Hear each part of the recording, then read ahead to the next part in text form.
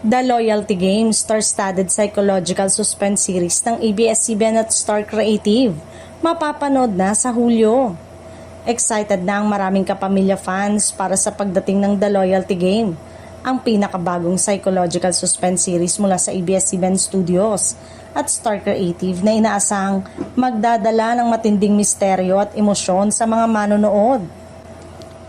Pinangungunahan ng powerhouse cast na sina Janine Gutierrez, Jericho Rosales, Sofia Andres, Carmina Villaruel, Yen Santos, Yasi Pressman, Charlie Dizon, Kira Balingir, Maika Rivera, Elise Joson at Jenica Garcia. Ang pagsasama-sama ng mga kilalang artista sa iisang proyekto ay agad na nagdulot ng excitement sa publiko.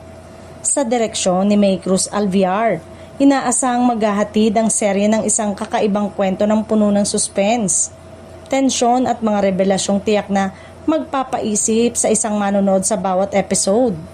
Bukod sa matinding eksena, inaabangan din ng fans ang iba't ibang karakter na gagampanan ng cast, lalo na't kilala ang bawat isa sa kanilang husay sa pag-arte at kakayanang magbigay buhay sa mga komplikadong papel. Marami na rin netizen ang nagpahayag ng kanilang pananabik para sa proyekto at ilan ay naniniwalang maaaring maging isa ito sa mga pinakamalalaking seryeng ilalabas ngayong taon dahil sa kakaibang konsepto at dekalibreng production.